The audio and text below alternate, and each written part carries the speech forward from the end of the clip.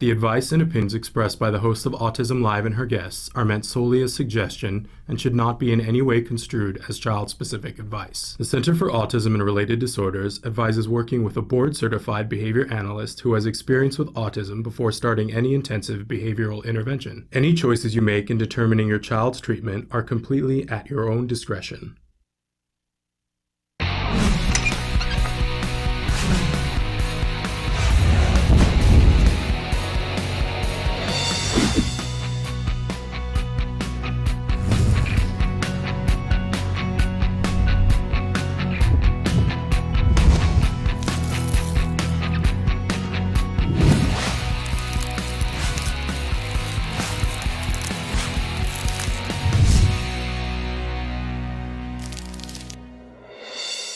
Good morning and welcome to Autism Live. I'm Shannon Penrod and we're webcasting to you live from the Center for Autism and Related Disorders headquarters in Tarzana, California.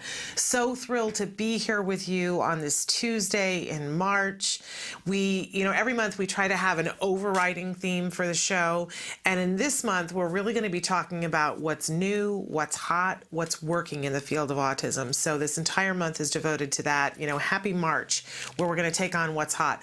I know that for a lot of you, especially here in the United States, we are all, and even here in Los Angeles, and I laugh because we shouldn't be included in this, but we've had a lot of rain in the last few days, and I know that that's nothing compared to the amount of snow and ice that all of the rest of you have had around the country, even in places that don't normally have snow and ice. But I'm hearing from all of you, I'm sick of the winter, I'm ready for spring, I want a change, and we're ready for you for that to happen. I know, coming from me, it sounds ridiculous because here I am in sunny California, but I grew up in upstate New York, so I understand, and I went to college and then taught college in upstate New York, right in that lake effect area. So I understand when you say you're done. I can remember. And we're hoping that there will be a break in the weather soon. Spring is on the way, they tell me, in all corners. And they're practicing baseball, so we know it's got to come at some point, right? But we need a little uplifting. We need a little, all of us are feeling a little like, ugh, right? It's just the way of the season. We know that we got to water some things, we got to plant some seeds, and some things will grow. And we're not just talking about plants, right? This is the time of year when we got to scale back a little bit, reassess, and figure out what to plant anew. And that's true for autism as well. So we're going to be talking about what things are effective, what areas you may want to look into to get more done, because that's really what this is all about, is making progress. Everybody has a different road to hoe, right? But we all want to see progress. So this entire show, we try to take autism and look at it from a 360-degree point of view and try to connect you with resources for wherever you are, whatever is meaningful to you, so that you can get to that progress. To us, we welcome parents, teachers, practitioners. We welcome individuals who are on the autism spectrum. We know that we all have one thing in common. That's that looking for the progress. And we know that it's available, right? But it isn't going to be one size fits all. So we got a lot to cover, a lot to talk about. But today in particular, it's going to be very exciting because our guests today are pretty remarkable. So I want to fill you in before we get any further about how you can interact with this, because this entire show is meant to be interactive. Emily's going to show you some of the varied ways that you can watch the show and contact us. I'll remind you that if you go to our homepage, which is autism-live.com, you can do both. You can be watching the live show, you can watch recently recorded shows, you can connect with us. It's all free. And it's open 24 hours a day, 7 days a week. There is no, we don't close for holidays, right? So go to that site, and when you go there, you can also click on our blog and check things going on our blog. We've got some very excited things happening going there. There's even a free meditation we're giving away on the blog right now. But if you're on the home page, you'll see a computer screen. You can click on the little triangle that's there, and you can be watching the live show or the most recently recorded live show.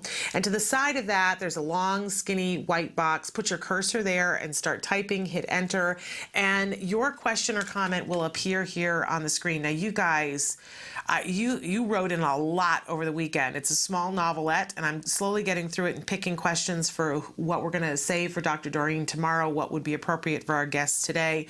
So don't despair. We will get to all of your questions this week, I promise. All right. So, but remember, that's totally free. You don't have to log in. We don't know who you are. So if you have something and you say, hey, I heard you talk about this, first of all, be specific, because I don't know which hour you watched. If you say, I heard you talk about that recent study, and I'd like to get a copy of, who the authors are so that I can take it to my IEP meeting. There are so many recent studies, I don't know which one you're talking about. So be as specific as possible, and then we'll try to connect you, but you've got to give me some way to get in touch with you if you want me to get back to you directly. Otherwise, we just talk about it here on the show, and that's fine.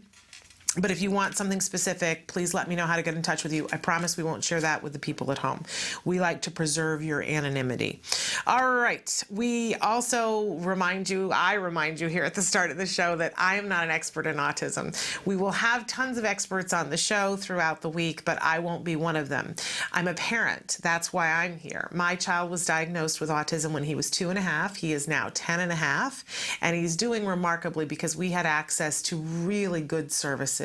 Quality ABA, which we talk about a lot here, and we did some other things as well, dietary and a little bit of biomedical, but we got information, and I always say to people, I have so much to pay forward. When I said to the parents who helped me get on the path, I remember about 3 months in and seeing such difference in my child and saying, how am I ever going to repay you? They said, you will pay it forward. So ladies and gentlemen, that's what I'm here for, to keep paying it forward. I have so much to pay forward. And my sort of mantra in the morning is that if I can save you 5 minutes and $5, then I did a good job today. Hopefully I can save you more than that, right? But we like to be realistic here. Let's save you some time and hook you up with some resources. But you got to tell me what you need, and then I will do my level best to try to help hook you up. And most importantly, I want to remind you, you are not in this alone. So many times I felt like I was alone, and then it took me a couple of years before I realized how many people are in this with all of us. People who are affected by autism and people who have just made this their life's calling, even though they don't have any close relative on the spectrum, but they have a passion for helping us. So we are not alone, and we can do this if we hang on to each other. Okay, so that's my spiel about that. We like to start every morning with something we fondly refer to as the jargon of the day. This is when we take on one word, one phrase, one acronym, and we try to make sense of it. We were not born knowing what all these terms were. And most of us didn't hear these terms when we went to high school or college or graduate school, right? Unless you were specifically going for the subject of autism, you just didn't hear these kinds of things. And this week, unless your field is insurance, you didn't hear these terms, right? But you will now. And we have a choice that we can make. We can either be frustrated and mad that people are using these terms, or we can slowly begin to understand what they mean and how they apply to us and how we can use them to empower ourselves. That's what I want to do as a parent. I want to understand enough so that I'm empowered without having to waste a lot of time and read 7 million books. Okay, or spend 18 hours on Google trying to figure out what these things are. All right, so today our phrase here is single case agreement. What you talking about, Willis, right? I remember somebody saying, oh, well, do you have a single case agreement? And, what? With what? With who? I understand each one of these words, but what they amount to, I don't know. So let's take a look at what our experts tell us the actual definition is. A single case agreement is agreement between a provider and an insurance carrier in which they agree to provide services for just one specific person. Okay. But what does that actually mean in our lives, and when would this apply, and why is this important? So let's take a look at our working definition here. A single case agreement is a way in which you get the insurance company to look at your child as an individual instead of being tied to the rules that are rigid. Now it's sounding more interesting, right? Because a lot of times what we're seeing around the United States is that we have mandates in a lot of states and more coming. Thank you to our friends Shelley Hendricks at Autism Votes, getting it done. Okay, so if you've got a mandate and it says these insurance carriers have to fund autism, but each state has a set of rules, and each insurance company has a set of rules too, and they have certain providers. It's just like when you want to go to a dentist, you have to ask, is this dentist covered? Do they accept my insurance? And does my insurance accept what they do? And do they have the way of working this out so I don't get a big fat whopping bill when the appointment is over with, right? Same thing with insurance for autism. So you need to know that your provider has an agreement with the insurance company, but a lot of them don't yet. And a lot of them won't ever, right? Insurance companies are picking their providers now. They're a little bit, some of them, they're at different rates. Some of them have already picked their providers. Some of them are still figuring out who their providers are. But let's say that you decided that you wanted to, there's a place around the corner from you, and you know that they do good quality ABA, and that's who you want to be your provider. And you go to your insurance company, and the insurance company says, oh, sorry, they're not one of our in-network providers. Do you just go, oh, well, okay? And so then the one mom who wrote into me a couple of weeks ago who then had to travel 2 hours on a regular basis to get to the provider that they did cover. Well, that's a hardship, right? And you can make the case and ask for a single case agreement. Now it's starting to sound good, right? Now you're going, oh, maybe this is a term that I need to know. So you can go to the provider and ask them to make the case. And this is really the best way to do it. Go to the provider and say, can you file for and get a single case agreement with my insurance? Now, the provider wants to do that because they want to help you, right? They want to help you and they want the business. Let's be honest about that.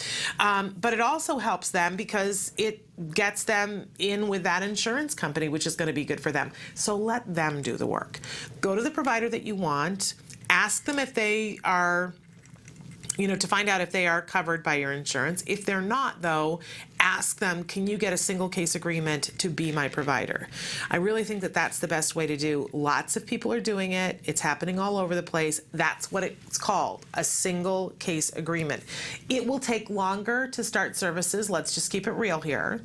But if that's the provider that's really convenient for you and you know that you have faith and trust that they're a good quality ABA provider, it's a very viable thing to do. But again, let the provider do the lion's share of the work, but know what the term means so that you can ask for it. A single case agreement, very helpful to a lot of families around the United States. A remarkable thing.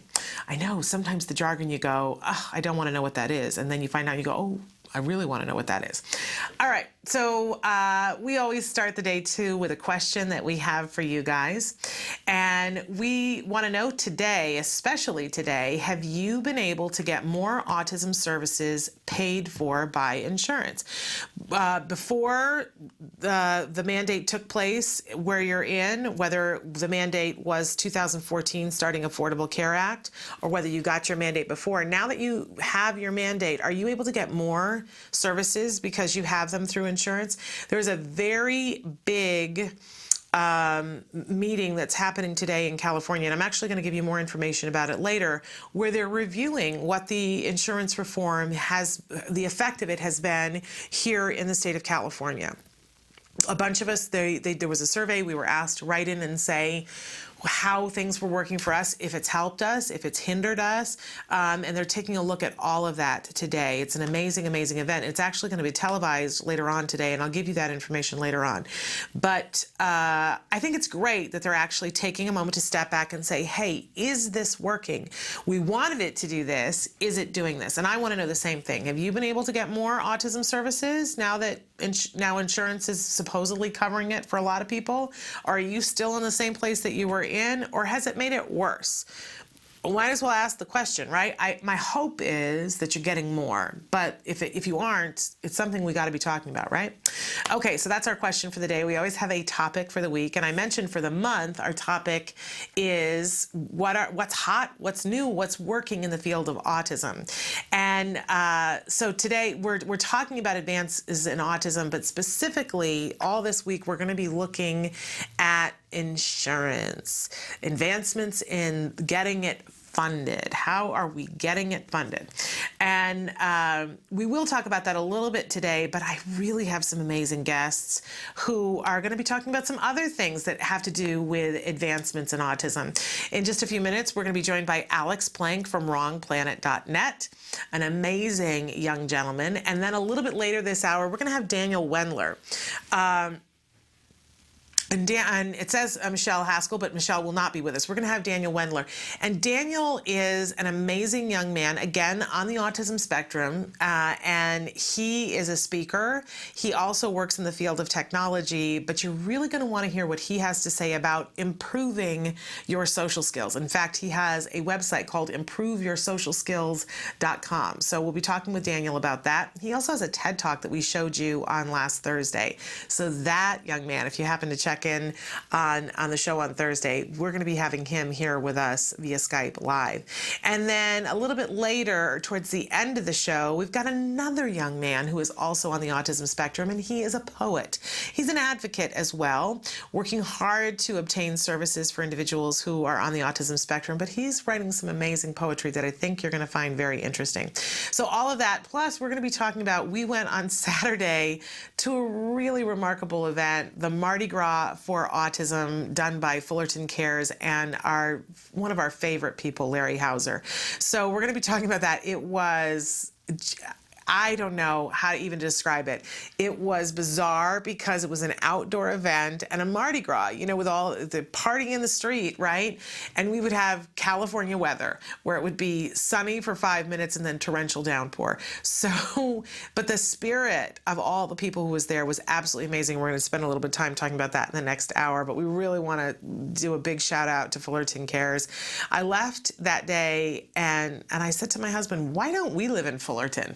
I gotta say, if you need to live someplace and you haven't found a place to live, Fullerton, California strikes me as a really beautiful place, economically very sound, and man, do they support autism and autism services. When we go out to an event, usually we'll meet a lot of people, and one of the first things that I ask people is, have you started ABA yet? And, I'm always depressed afterwards at how many people say, well, no, we haven't started, or, whatever the reason is. I'm always bummed because I say we're not getting it done. And I have to say that probably 90% of the people we spoke to at this event said, yep, we have great ABA services and we're making all kinds of progress. It's like, yay, hear the angels sing. Really, really made me happy. And as a result, people already had their ABA services, so they were doing all kinds of other things in conjunction, which makes me so happy. Makes me so happy. We met some really amazing people there, some people who were doing water polo. I can't wait. We're going to have them on the show. I got their card and we already talked to them about when they're going to be on. Water polo with kids on the autism spectrum. Now, a lot of our kids love the water, so water polo, a really remarkable thing. And there were so many other things, but that's the one that I got the most excited about, right? So we will have them on the show, but we are going to talk a little bit later about this amazing Fullerton Cares, how it came to be, and maybe how you guys can take and run with this idea as well. So we're going to take a break, and then we're going to be back in just a few minutes. Stick with us.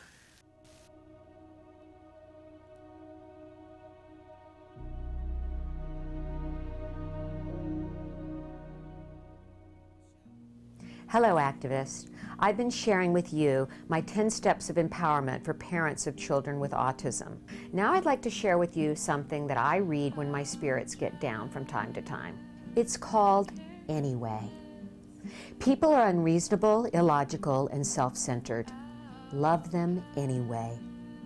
If you do good, people will accuse you of selfish, ulterior motives. Do good anyway. If you are successful, you will win false and true enemies. Succeed anyway. The good you do will be forgotten tomorrow. Do good anyway. Honesty and frankness make you vulnerable. Be honest and frank anyway. When you spend years building, it may be destroyed overnight. Build anyway. People really need help but may attack you if you help them. Help people anyway. Give the world the best you've got and you'll get kicked in the teeth. Give the world the best you've got anyway. That's not from some self-help guru. That's from a sign hanging on the wall of the children's home in Calcutta, where Mother Teresa ministered to the poorest of the poor. I'd like to say that the world of autism can be a very challenging and daunting one. But do the best you can to live in it and love in it to the fullest. Live it anyway. Welcome back to Autism Live. I really quickly want to start to address a couple of the questions that have come in that I don't want to wait for. Some of these I want to wait for Dr. Doreen Granpeesheh tomorrow. And I want to encourage all of you, if you haven't before, Dr. Granpeesheh is here with us on Wednesday mornings, and she answers your questions live. And you can write in ahead of time on the live feature to let her know what you would like to have answered. We don't always get through all of the questions, right? But we bank some of them for later on in the week for our other experts that are here on Thursday. And then we will continue addressing them the following week. We do eventually catch up. We do a pretty good job of doing that between all of our different experts. But okay, first question that I want to address, somebody says, I saw a link to a video, how to prevent your child from tantruming, but it won't let me view it to help. I talked to our tech people. Sometimes, you know, it happens that a video breaks, but that isn't the case on this one. I assume it's the one that's the parent to parent that you're talking about. If it isn't, please write me back and tell me which one it is. But if you are having trouble watching any of the videos, make sure that you update your Flash player.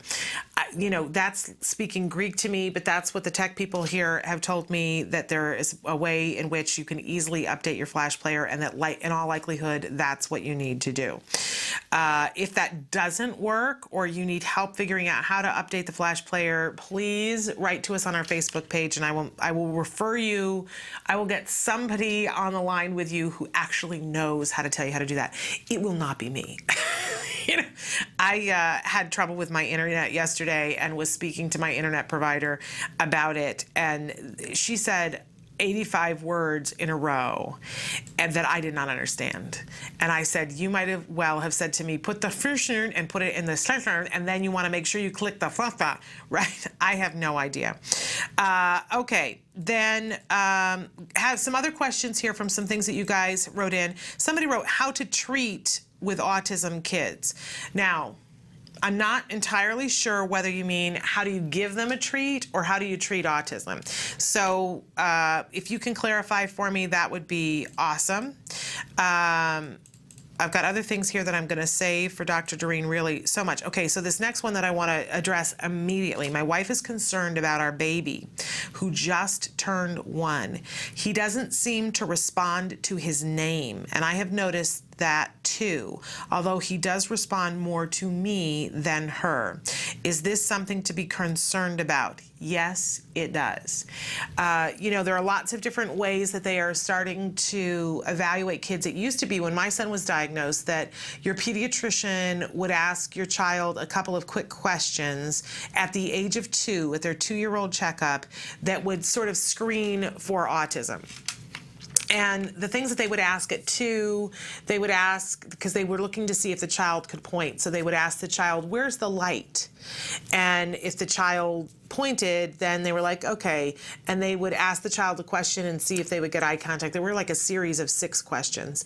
Now they're starting to do things much earlier. And one of the things that they're doing at a year is standing across the room and saying the child's name and seeing if they will turn and orient and look at the person who said their name.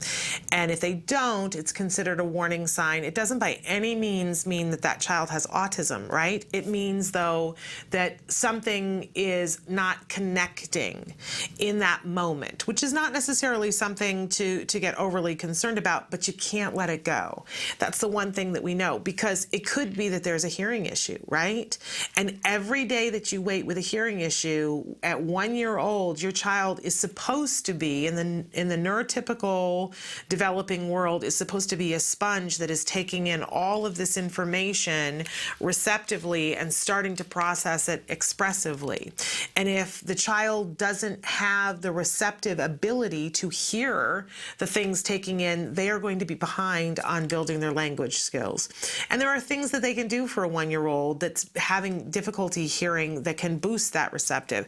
So, but if it's autism, if that's the reason why they're not responding to their name, it's a whole set of other things to be done. And every day that you wait, when a child is not making a developmental milestone, I know that pediatricians will say to you, oh, don't worry, it'll all work itself out.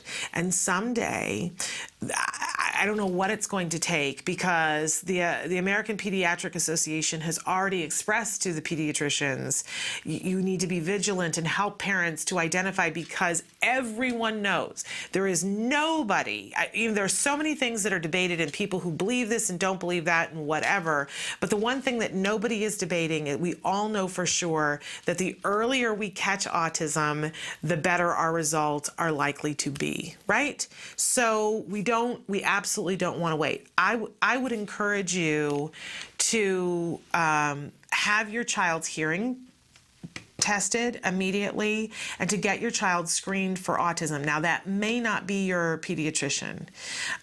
You may start with your pediatrician and check with your insurance to see if you can get an appointment with a developmental pediatrician.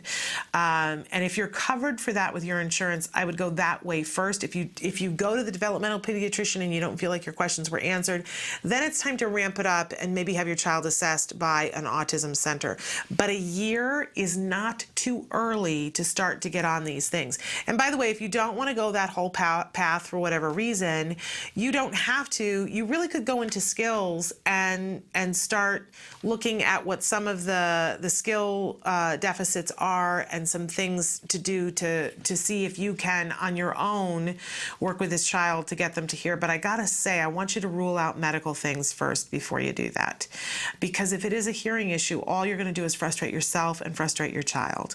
So I really, really, really want you to be concerned and take some action. And then please, I will worry about this. So if you could let me know what you end up deciding to do and what you end up finding out. We know lots of people who have started their kids at 1 and a little bit older than 1 doing lessons, and what happens is they get the kids are like 2 months behind.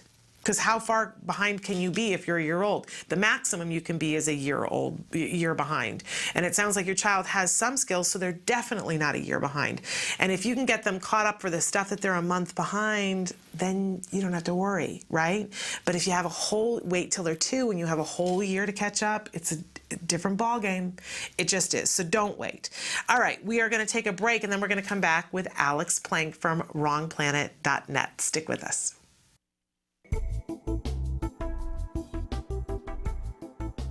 Skills is an online program that provides assessment, curriculum, positive behavior support planning for challenging behavior, and progress tracking, and it does this all in one place. The skills assessment and curriculum addresses 8 areas of development, which even includes advanced higher level areas such as executive functions and cognition, which pretty much makes skills the only ABA-based set of curricula for teaching more complex skills, things like problem solving, planning, self-management, perspective taking, and even inferring and predicting others' private events. Skills is a 4-step system. Step 1 is to add the child to your account. Step 2 is to start assessment. The skills assessment is the only ABA-based assessment with psychometric research demonstrating the language subscale to have excellent reliability. Every area of human functioning and typical child development from infancy to adolescence was researched, making the skills assessment the most comprehensive of its kind in the world, and we're quite proud of that. Skills is easy to use. Simply click Start Assessment and begin answering questions. Or simply type in a keyword, find specific activities to assess, and add activities to treatment. Step 3. Choose activities. Once you've completed the assessment, Skills selects from a pool of 4,000 activities categorized by age, level, and skill type to provide you with exactly those activities each child needs. Start by choosing a curriculum, then a lesson, and finally an activity. Click the information icon to view prerequisites, ages in which targets develop, examples, and IEP goals. Click the video icon to watch a short video. Once you've identified an activity you want to teach, adding activities to treatment is a snap. Step 4. Start treatment. Here you can access customizable activity lesson details, add your own customized targets and exemplars, and edit an activity status such as introducing or mastering it. You can even print handouts such as worksheets, tracking forms, visual aids, and other materials. Skills also offers multiple progress charts mapping curriculum progress, lesson progress, and cumulative number of activities and targets mastered over time. The Skills language curriculum is categorized by verbal behavior type so that users can identify progress for verbal operants, such as echoics, mans, tax, and interverbals. Skills is one of the only programs that provides the ability to write behavior intervention plans, or BIPs, for challenging behavior. With just a few clicks, the outline of the behavior intervention plan is written for you and ready to be printed and implemented. You can learn more about Skills today and get started by visiting us at www.skillsforautism.com, or you can call us at 877-975-4559. Skills. Progress starts here.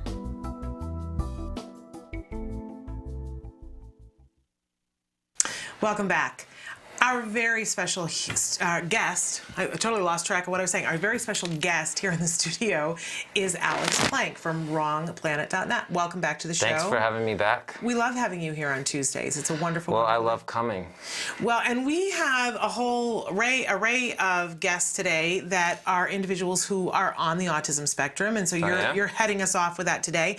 And I wanted to start today talking with you about politically correct speech when dealing with autism, because this is a very touchy subject about what words do you use, when do you use, what's offensive, what's divisive, what's not helpful, right? And you have some opinions about this, about what words you like, and everybody has difference of opinions, right? But talk to us a little bit about what you think is not helpful. Well, it's not helpful to use words that demean, obviously. That's the first thing. But what demeans? Let's be specific. What do you think demeans? What makes you feel demeaned? Like if you call someone like a retard, that would be demeaning. You know, an idiot. I mean, anything mean-spirited, or just Absolutely. something that is designed to cause someone to feel bad. Right. Now, I don't know what kind of words you were thinking of, but... Well, you know, we were at an event the other day, and my son was there, and somebody asked me if he was autistic. And that's something that my son, who's 11, gets offended at, and he says, I am not autistic, I have autism. But a lot of individuals who are on the autism spectrum that I meet that are older feel exactly the opposite. They don't like for somebody to say that they have autism. They prefer to be autistic. What do you feel? Well, I think saying that you feel that you should like to call yourself autistic, I kind of like that. I mean, that's your preference. Yeah, I mean, you could. I don't see. It's not offensive for someone, you know, to refer to themselves as gay. That doesn't define who they are necessarily, but like. But they still can say that. Yeah, but my son says, if you say that I'm autistic, then that's all that I am, and I'm ever so much more. That's his personal feeling, and I know a lot of the younger kids feel that way. But I mean, that's true with any word that's.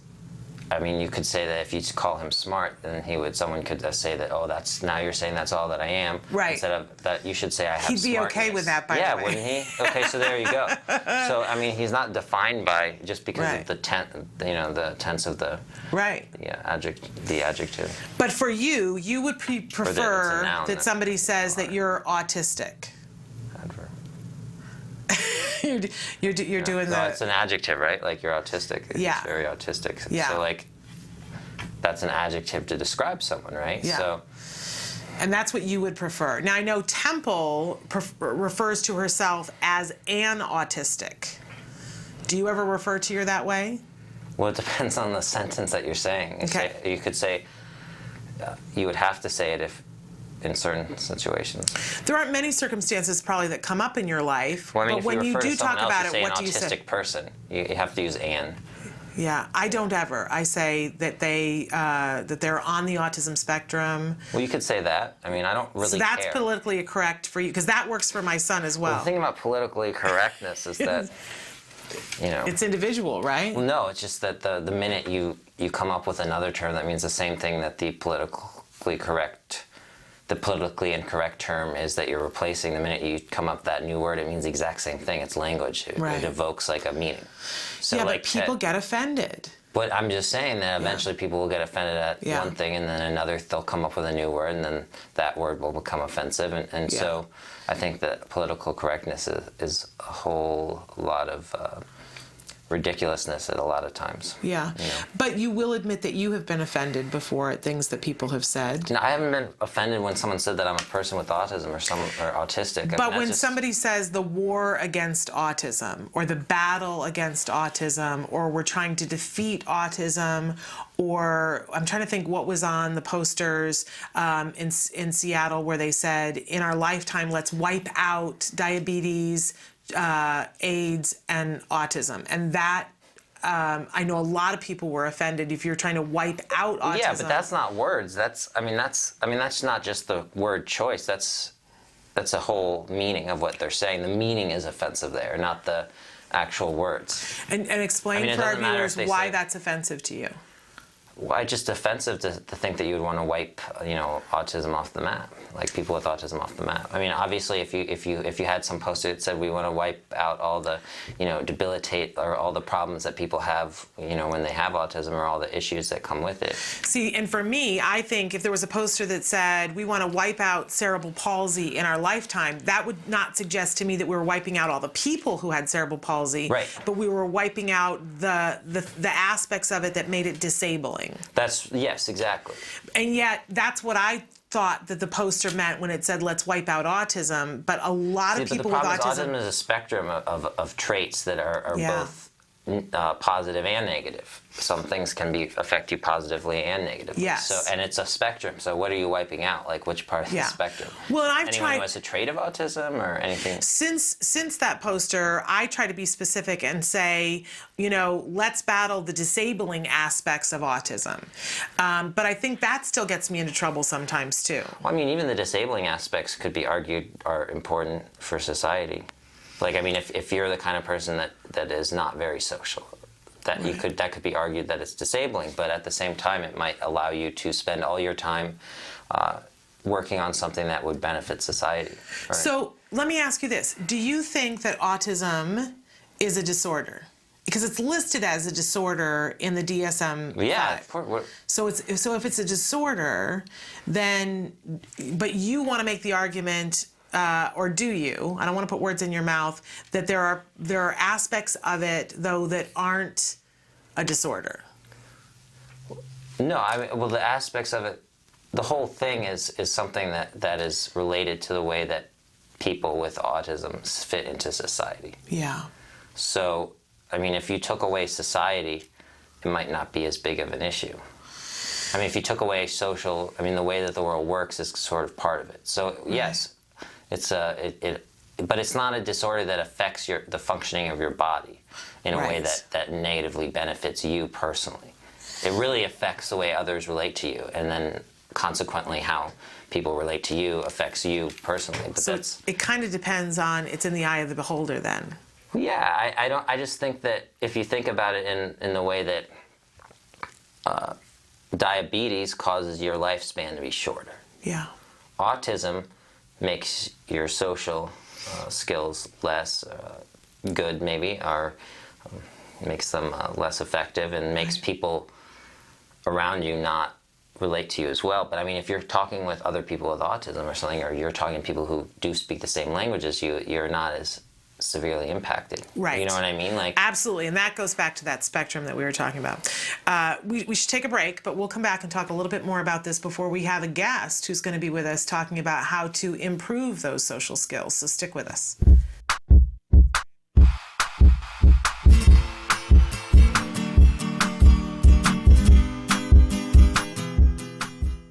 Hi guys, welcome back to Smarty. This month we're gonna make some gluten-free Play-Doh. It's a great activity because A, I know a lot of our kids have an allergy to gluten, and B, it's super cheap and cost effective to make your own. So let's get started. The materials you'll be needing are 1 cup of white rice flour, half a cup of cornstarch, half a cup of salt, 1 tablespoon of cream of tartar, 1.5 teaspoons of vegetable oil, 1 cup of water, food coloring, a saucepan, and a spatula.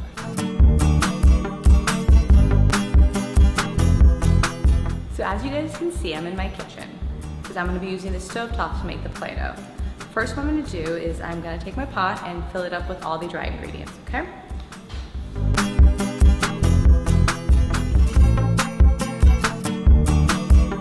Now that I have my dry ingredients in the saucepan, I'm now going to add the wet ones, the vegetable oil and water. I'm going to turn the pan onto low heat and continue stirring. What I want to make sure happens is that it gets solidified and gooky looking, you'll see in a second, but not overcooked, okay? You're just trying to get the materials to kind of congeal. You know the dough is ready. So what you're gonna do is you're gonna just take it off the stovetop and let it cool. Once it's cool, then you're gonna add your coloring, and boom, you've got gluten-free Play-Doh. Well, I hope you enjoyed the Play-Doh with your kids. Until next time, craft on, guys. Can you see me flying by your side? Welcome back. We are here with Alex Plank from wrongplanet.net, and over the weekend you did some traveling. You were speaking at a conference on Friday. The University of Alabama. And so where is that? Is that in Montgomery? Tuscaloosa. Tuscaloosa, what a lovely name. And so tell us about that event. What was it like? Well, you know, it was just a standard conference. It was a one-day conference, which was cool. Some people had come up to me and mentioned that they specifically came to the conference just to see me, which was awesome. I had a great talk. They actually filmed it. They videotaped it, so I put that video on my website. Awesome. Put it on my YouTube channel. And it was great, and it was nice to be in the South. It was nice because everyone's like calls you sir, and even like young people that are your age, it's like, thank you, sir. There's just a level of politeness, right? Yeah, well, decorum. I don't know, it was kind of weird in a way. Yeah, a little unsettling. But how lovely. And so what was the overriding theme of your topic?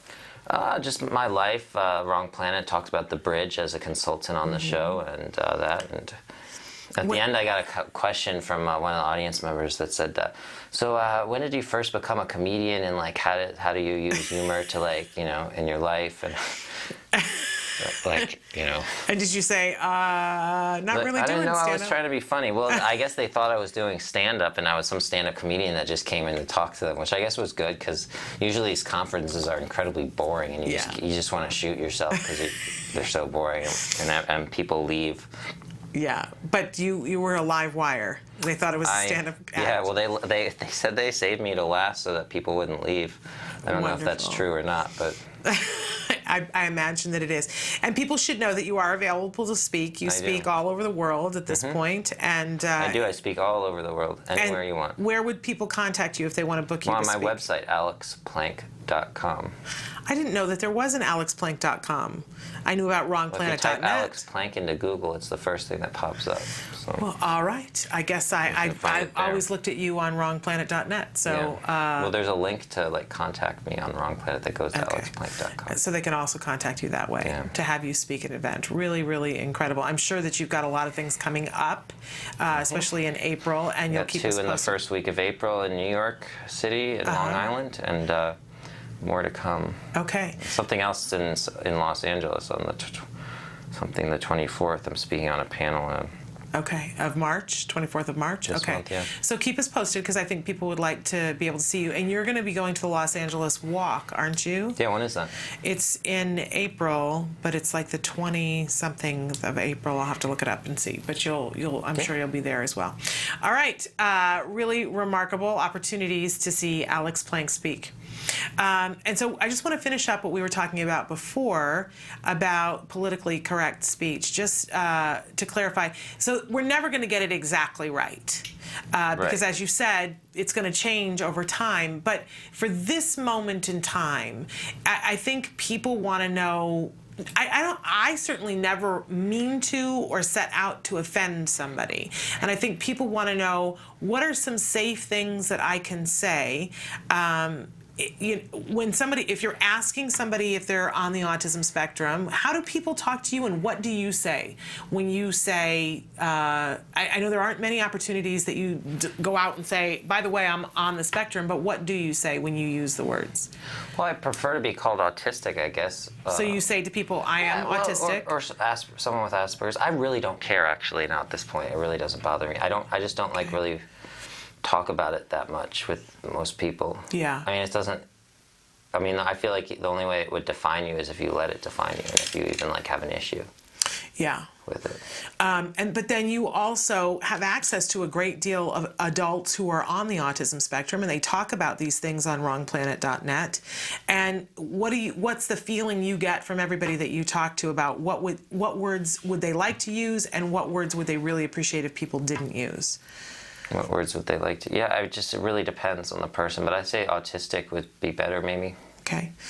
And in terms of when people are trying to advocate for autism services, instead of saying battling autism, trying to overcome autism, trying to wipe out autism, trying to defeat autism, if you're fighting for services to help individuals with autism, is there a shorter way that somebody can say that's politically correct, that's not offensive? Or they pretty much have to say, we're fighting for services for individuals with spectrum? Well, I mean, can you think of a way to say something that means the same thing? No, which is why I'm asking you. I mean, well, I don't know. I'm not trying to use words like that, but I'm just saying that if you're going to do a campaign to do something, and then you say one thing, and then what you mean is something completely different. Yeah. And it is something completely different. No one's fighting autism. That doesn't even make sense. Well, I would say to you as a parent that when my child was engaged in self-injurious behavior... You could be fighting injurious behavior. Right. That would make sense, because you would be trying to prevent it. Yeah. But I didn't know at that moment in time. I'd gone to the doctor, and the doctor had said, your child has autism, and this is why he's doing this. It took me a lot of education to get to the point where I understood that self-injurious behavior is not a symptom of autism. It's a symptom of frustration that arises because you can't communicate, which is from the autism. Okay. But it took me a long time to get down the path to understand that. Right. So we'll pick our words wisely. I just think that instead of trying to tiptoe around and being politically correct, instead just think about what you're saying and what that actually truly means. I think that's a good thing to do. All right, we are going to take a break, and when we come back, we're going to be joined by Daniel Wendler. He is also on the autism spectrum, and he has a special interest in teaching social skills, because that's what helped him. So stick with us. We'll be right back with Daniel after these messages.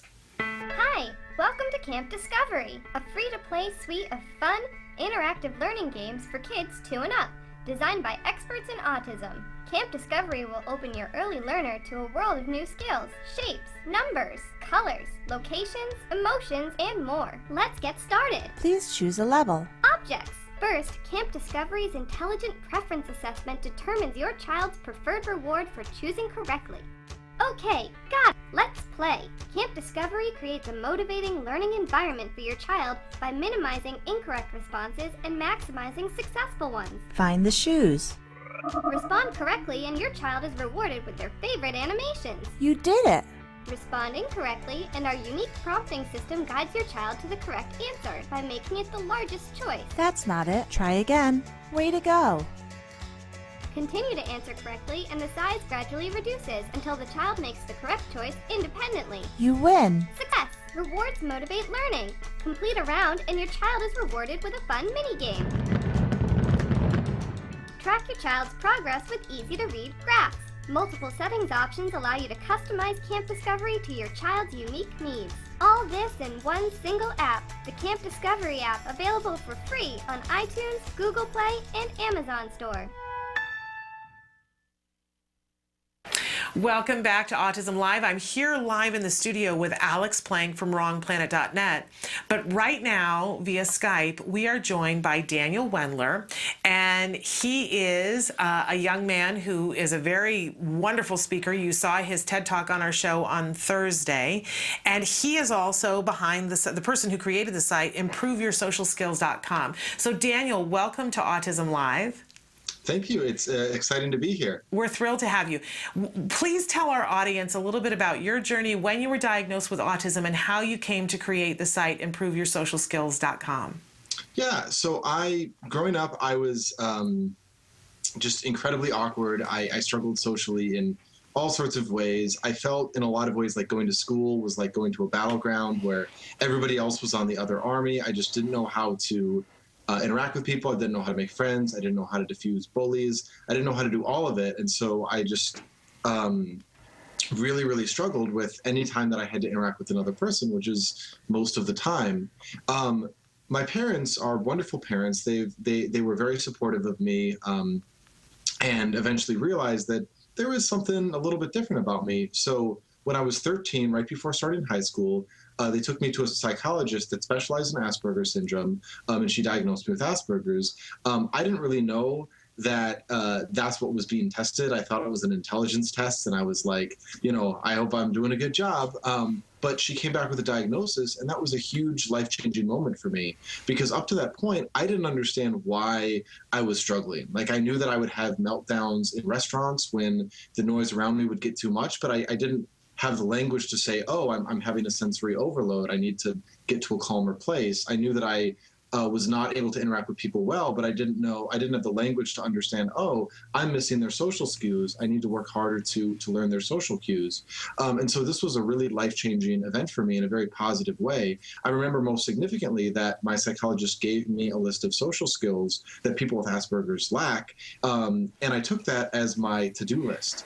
And so I took that list and I'm like, okay, let me make a plan of attack for learning each one of these skills. So when you see that, like, okay, people with Asperger's lack ability in conversation, I went and I bought 10 books on conversation, and I read through all of them, and I went out and I tried to practice what I had learned, and I would get feedback from my friends and my parents, and over time I got a lot better, to the point where I feel like many of the social challenges of Asperger's I've overcome. And so a couple of years ago, actually in 2011, a year after I graduated from college, I had the thought that maybe what I had learned I could teach to other people, because I felt like I really had to build my knowledge of social skills from the ground up. And so I felt like I could also explain it from the ground up. And so I started writing down my thoughts. I started writing down my advice. And I just wrote for all of 2011. And then on January 1st, 2012, I launched ImproveYourSocialSkills.com. I didn't really know what kind of reaction it would get. But now, just a couple years later, I've had over 500,000 people visit the site. And I've had all of this feedback from people all around the world that's letting me know that the site has helped them, that it's encouraged them, that it's given them sort of hope that they can sort of overcome a lot of their awkwardness and find the relationships that give life so much meaning. Well, it's remarkable, and we want to encourage people to go to ImproveYourSocialSkills.com to check that out. We're going to talk more with Daniel. We're going to take a quick break, and then Alex and I have some questions for him, so stick with us. The Institute for Behavioral Training provides courses in applied behavior analysis for the treatment of autism. Access IBT e-learning videos on the move and learn at your own pace.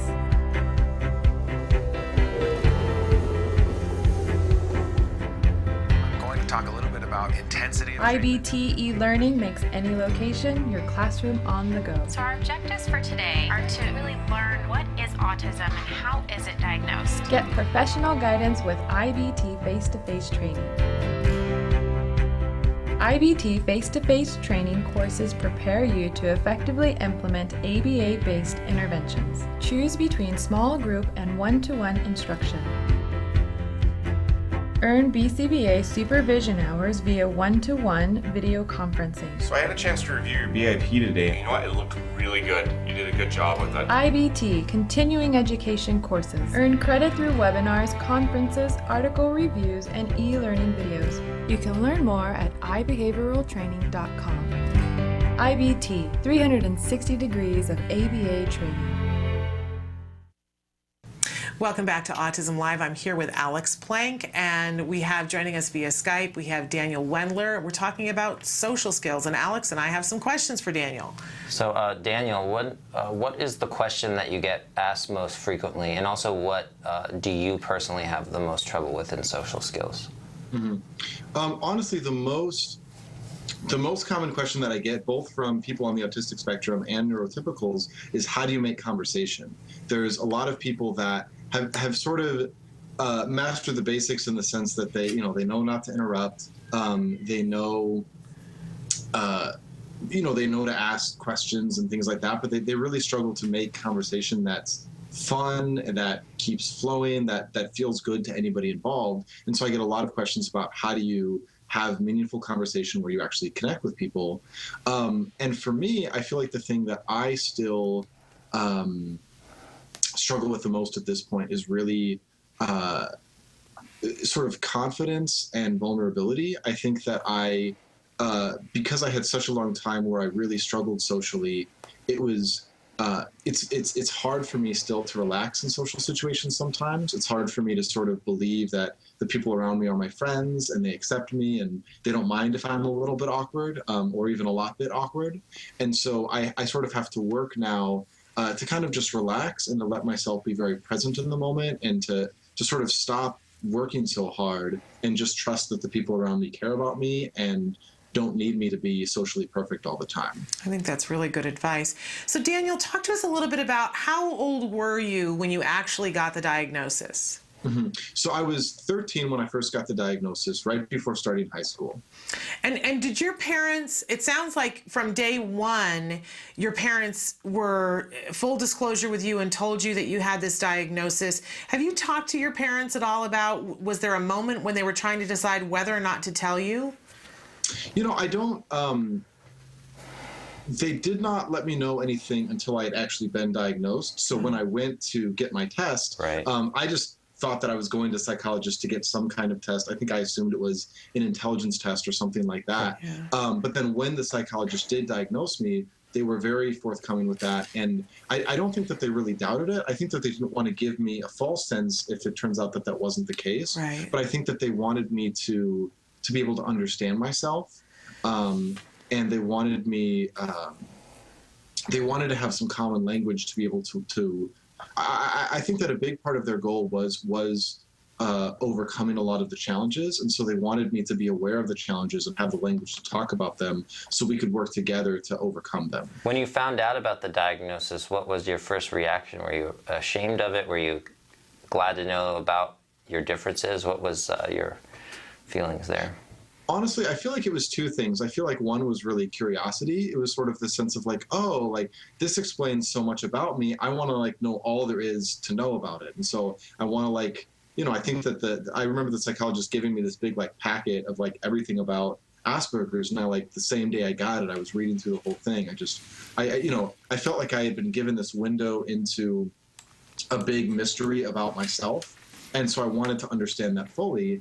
And it also kind of felt like it was like a quest in a video game. It's like, okay, your new objective is to learn social skills and, level up your conversation power or whatever. And so I really, it really wasn't a source of shame for me. It really wasn't a source of hopelessness, because I think that I really approached it as, okay, this is what I have, and now I can work with this, as opposed to this is what I have, and there's no way that any part of this will ever change. Well, I'm really fascinated, Daniel, by all the things you talk about with understanding body language. And I find it a little ironic that I would venture that you know more about body language and reading body language than most neurotypicals. In your TED Talk, we showed it on the show the other day, and you talk about when people are done with the conversation, you can look at where their feet are pointing and have an understanding. And then the very next day, I was standing in somebody's office and I really needed to go badly. And I very deliberately pointed my feet away from them, hoping that they would read the body language, that we needed to wind the conversation up. Everything about my body, I was trying very hard to convey. I got to wind this up. They totally didn't get it. So I wish everyone would go to your site. And I'm imagining that people who don't have a diagnosis of autism are going to your site and finding it useful. Have you experienced that? That was one of the major surprises when I first launched my site. When I put the site out there, I thought that it was going to be, 99% people on the autistic spectrum that would be interested in this. And as it turns out, I think the majority of my readers are neurotypicals, just based on the feedback that I get and the emails that I get from readers, things like that. And I think that just speaks to the fact that a lot of the things that people with Asperger's struggle with, we maybe struggle with it to a greater degree than other people, but it's our struggles are just human struggles. Like, nobody really knows what they're doing when they're trying to make relationships work. Nobody really knows what they're doing when they're trying to interact and make friends and stuff like that. We're all just sort of doing the best that we can. And I think that that's really, that was really a positive realization for me, to realize that we're kind of, Asperger's and non-Asperger's, we're kind of all in the same boat. We're just trying to figure out how to connect with each other. And I wanted to talk with him a little bit, Alex, about what you're doing right now, because you have this site and you continue to write on this site, but you work in an entirely different field. Tell us a little bit about that. Yeah, so I started this site. I graduated college with a degree in Spanish and business, and so I entered the business world and eventually sort of found a niche in search engine marketing. And so I've been doing that for the past 3 years, and then I started this site on the side. And, again, didn't really know what would happen with it. Just had this idea burning in me for years. And I'm like, I just want to give this a shot, see what happens. And so eventually, after the site had been running for about a year, I started to realize that I was so much more passionate about the work that I was doing in my free time than the work that I was doing at my actual job. And I started thinking about, how can I have a career where what I care about is lining up with how I'm spending the majority of my time. And so I actually started a career shift and started taking some psychology classes at my community college. And I am going to go for a doctorate in clinical psychology later this year. Wonderful. So I'm making a career shift away from marketing into something where I'll be able to really build on what I've done with my site. Well, that's great. But I mean, I think that at least with the site, the marketing, I'm sure, helped you get an audience on there for sure. I think it's great what you're doing, and I do think that maybe people like us are better at doing social skills training, because we can actually break it down, because we actually had to break it down, whereas a neurotypical person on the same side would not be able to do it because they do it naturally, and they're not as good at talking about why it is the way it is. I think that's When true. are you going to write a article for my site? I'd love to. Just let me know. There we go. Yeah, thanks. We've made a connection there. Well, Daniel, I think you're remarkable, and I think your site is remarkable, and I hope that a lot of our viewers will go. It's improveyoursocialskills.com. It's got a bunch of information there that you can find, and you can, if you didn't see the TED Talk on our show on Thursday, you can definitely watch it there. And we thank you so much for what you're doing, and we want to hear more as you get your doctorate in clinical psychology. That's amazing. Thank you for the opportunity to be here and share my story. Well, thank you. We're going to take a break and go to the A word now, and you can have an opportunity to see, this is the documentary that's following Jack Riley, a little boy who was diagnosed with autism at the age of 2, and where he's progressing through that early intervention. Stick with us. This is the A word. A. B. Good word. You say T.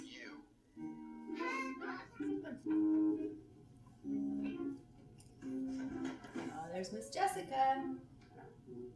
Hello. Hi. Say hi. Ready? What do you see? What is it? What's that? Giraffe. He's getting really good at that. What's that guy? Who's this guy? We have this one program called NVI, which is non-vocal imitation. So he basically has to imitate whatever we do. So we were working on object manipulation, and then Tuesday, I tried doing more gross motor things like clapping hands or standing or jumping, and he was able to imitate all of those. Ready? Do this. Yay! Very good. Okay, here you go. Who's hiding now? Me? Do this. Good job. Okay, here you go. Okay, let's do another one. Okay, ready? Do this. Yay! All right. Here you go, Rockstar. Oh, that's so cool. All right, you ready? Do this.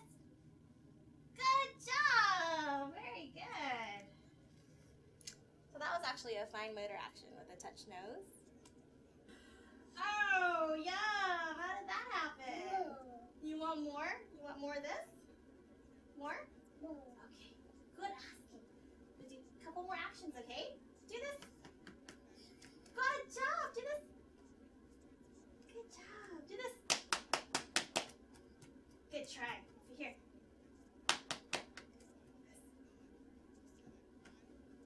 Can you try? Do this. There you go. All right. Here you go. He's been doing a lot more on his own, even just when I attempt him by just holding the object, not necessarily asking him to imitate more.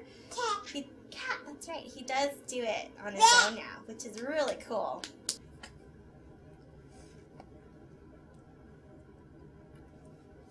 Good asking, buddy. Ouch. Line that up.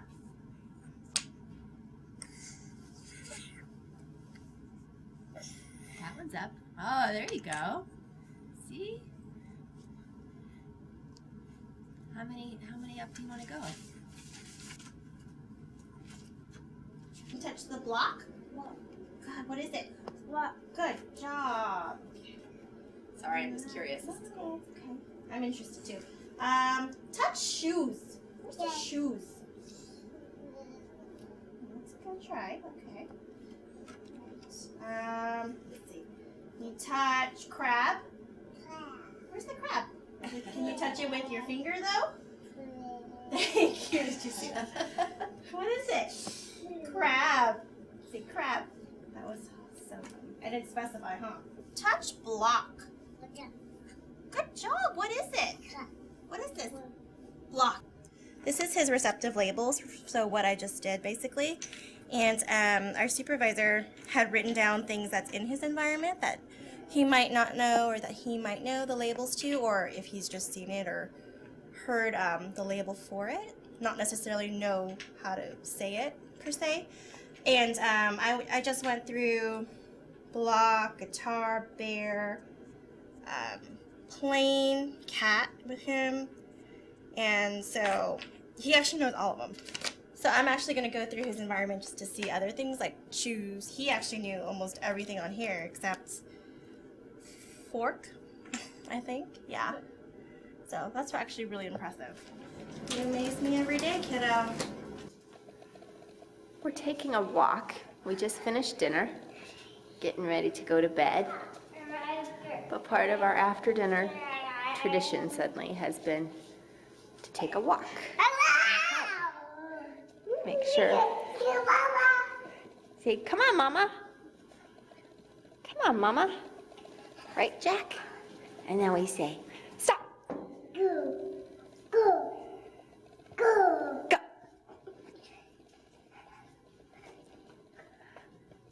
Stop. Go. Go. Go. So we're practicing our stops and goes. Stop. Go. Good stopping. Go. Stop. Good stopping, Jack. Stop. Good stopping. Good job, love. Look at me. Say bye-bye. Bye-bye.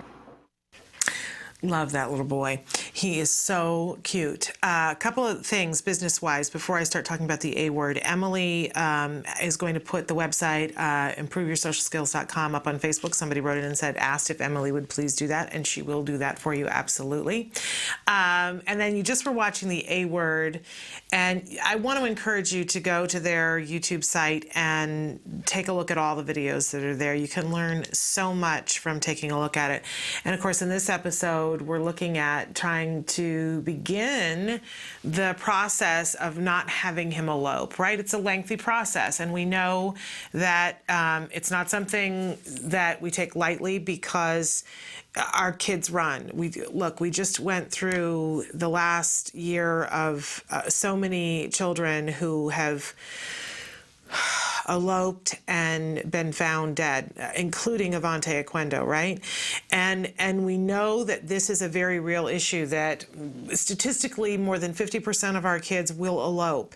And I love, there's a great video that we did a couple of weeks ago with Dr. Jonathan Tarbox where he talks about elopement. And he said, just imagine for a moment that your children are going to sit there and say to you, look, the first opportunity that you're not looking, I'm going to run and run as fast and as hard as I can away from you. And imagine what you would do if your kids could turn and say that to you, because even though they're not saying that to you, that's the truth. That's what their body language is saying, and that's what they're saying when they run. My son was a runner, and we used to say he just loves to feel the wind in his hair. He just would run. And it wasn't that he was running to something or running away from something. He just loved the sensation of it. He still loves to run long distance. He doesn't love to run fast, thank goodness. But he loves to run long. He likes the feel of it. Now, different kids, some kids run to something, some kids run away from something, some kids run for attention, right? And others just run because it feels good. But we have to begin the process of giving them the skills so that they don't run at inappropriate times. And we see with Jack Riley that they're starting with making it rewarding for him to listen and obey when someone says stop and go. And we'll see that over the next couple of weeks that, at times there's great improvement and you think, oh, great, we're done.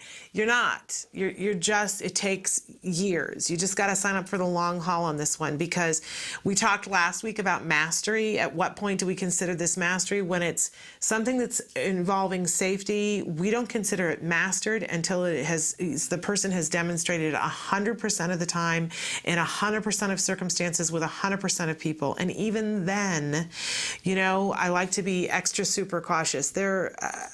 My son and I were just in a parking lot like a week and a half ago, and I'm trying to let the apron strings out, right? Where he's about to be 11, and I'm trying to get him to be more spatially aware, which means that I got to stop holding his hand. Because if I'm holding his hand, his face is in his phone, looking at things on his phone. And so I make him put his phone away when we're in a parking lot, and I deliberately don't hold his hand anymore. And I've even given him the task of, at this point in his development, he can handle it with me standing there watching on tenterhooks, to put the cart back. And I deliberately parked very close to the cart corral, right? But he still, the other day, was just kind of fuzzed out coming out of the store, and he had his hand on the cart, and he really wasn't paying attention, and a car was going very close by. And people in parking lots don't pay attention, which is why we all need to. And I was saying to him, you really have to be so careful. And he says to me, Mom, I'm almost 11. And I said, he tends to be kind of interested in things with history, and especially around presidents for whatever reason. And so I was telling him the story of Al Gore's child, that Al Gore was walking in a parking lot with his son, and I think he was even holding his son's hand, but somebody was driving by and not paying attention, and their rear view mirror on the side of the car clipped his kid in the head and caused permanent brain damage. We have to be so diligent, right? But starting with stop and go, because it's so essential that we have our children understand that if we scream stop, that they stop on a dime, right? That can prevent so many accidents from happening. So worthwhile, take a look, watch on YouTube to see the A word and how they shape up this skill. This is really what, when you hear Dr. Granpeche talking about we want to shape that behavior up, we see that in the beginning, mom yells stop, and that means he slows down, right? Now we still are going to reinforce that in the beginning because we got to shape that behavior to the point where she says stop and he freezes. And that will help so that if someday he's running out into, this happened again with my son the other day, his ball rolled out into down the driveway and out into the street, and my son was running after it without looking, and I said, stop! And he stopped, right? There was no car coming, thank goodness, but then we had a big discussion because that's a lot of the ways that kids get hit by a car. And we're talking about neurotypical kids getting hit by a car because they go out after a ball into the street that's run down the driveway. So getting that stop in place, huge. And it's just the first step of many to getting the child to not elope. They're also working on communicating and giving him those expressive skills to be able to say, I want to go over there. You'll see an episode coming up where he wants to get on the grass, man, and he's going to throw a tantrum and bite. Jack Riley goes through a phase where he's going to bite his mother because he wants to go on the grass, and they have to teach him how to ask for grass, and then he can go on the grass so that they can eliminate that biting. But what's happening is that she's walking holding his hand. He wants to go on the grass, so if he bites her, automatic reaction, she lets go, and he gets on the grass for 2 seconds. He gets a paycheck. All right, so check out the A word. So valuable. We love this family. Okay, I'm going through some of the questions that you guys have written in. There's a lot that I want to save for Dr. Granpeche for tomorrow, but there are still some things I want to talk about. But first, we're going to take a break, and when we come back, I want to tell you more about this event that we went to this weekend, so stick with us.